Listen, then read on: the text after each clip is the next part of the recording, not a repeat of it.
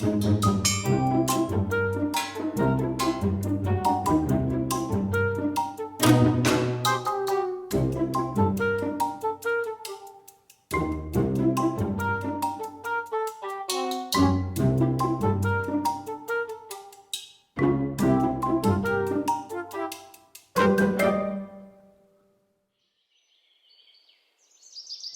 opened his eyes.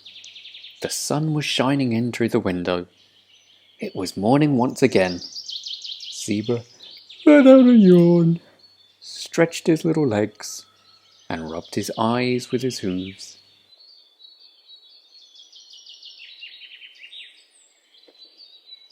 "Good morning, sweetheart," Miss Dorsey said as she opened the curtains. "We have a busy day today, so you need to get up and wash yourself."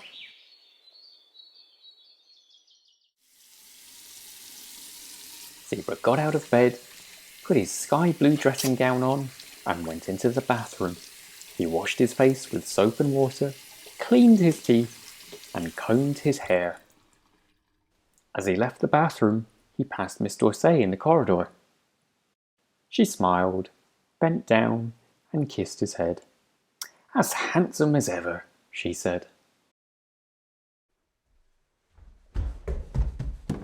Zebra raced down the stairs and sat at the breakfast table. "Good morning, Zebra," said Mr. Dorsey, who was already at the table and eating his morning toast. "I hear you have a busy day today." Zebra nodded eagerly as he munched on his morning cereal, his hooves swinging excitedly under the table. After finishing his breakfast, Zebra hurriedly ran upstairs and got dressed. He sat on the edge of his bed and put on his trousers. One hoof, two hoofs, trousers on. He then went to the wardrobe and picked out his favourite blue shirt. One hoof, two hoofs, shirt on. Zebra ran down the stairs to put his shoes on. Miss Dorsey was waiting for him, tying the belt on her jacket. She looked at him and smiled. "There's no reason to rush, Zebra. The shops will be open all day." Zebra leapt up and hugged Miss Dorsey. "Come on, let's go," she said. Zebra could barely contain his excitement. He skipped down the road to the stop where they waited for their train.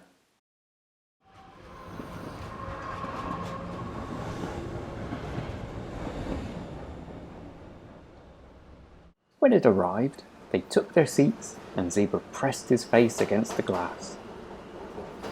He watched the world go whizzing by. The trees, the buildings, the people on the streets. What a busy world of wonder. The next stop is Fulton Street. Stand clear of the closing doors, please. The train pulled into their stop. Miss Dorsey stood up, took Zebra by the hoof, and they began to walk down the road together. Zebra looked up at Miss Dorsey and smiled. "What a lovely person she is," he thought to himself. "I'm so glad to have her in my life." The two of them walked down the high street, stopping to look into shop windows. They reached the big department store, Galleria Cantabriga, with its magnificent displays and colourful objects. Zebra pointed to a pair of bright red shoes in the window and looked up at Miss Dorsey. No, I don't think they're my style, but let's go inside." She smiled and led Zebra into the store. Zebra was looking all around the store at the colourful clothes and the different people, all of whom were very nice and who smiled and waved at him. When they arrived at the jacket department, Miss D'Orsay said, "Winter is coming, and you need a nice warm jacket." They went all around the department, looking at every jacket.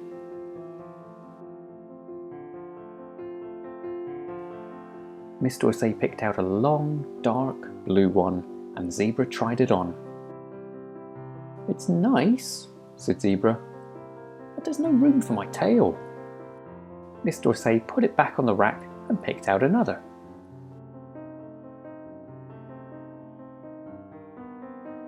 This one wasn't so long, and it had a blue and white checkered pattern. "It's nice," said Zebra. "I don't think it goes with my stripes." Miss D'Orsay smiled and nodded in agreement.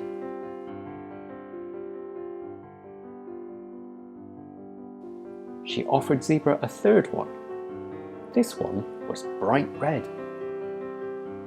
"It's wonderful," said Zebra. "I love it." Miss D'Orsay could tell from the look on his face that this was the right one. She took the jacket from him and headed to the desk. As she paid for it, she looked down at Zebra.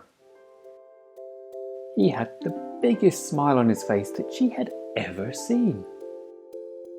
"Do you like your new jacket, Zebra?" "I love it. It reminds me of you." "How so, Zebra?" "Well, it's bright and exciting, just like every day that I am with you. It keeps me warm and protects me, just like you do. Most of all, every day that I wear it, I will think of you. It will remind me of just how much you love me, and just how much I love you." Miss D'Orsay hugged Zebra and gave him a little kiss on the top of his nose.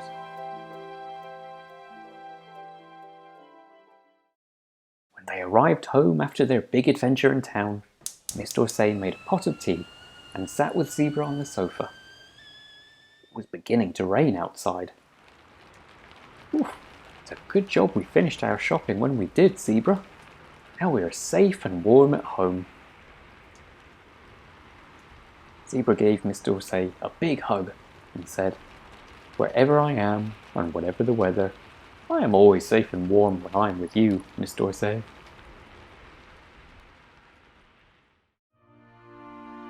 The end.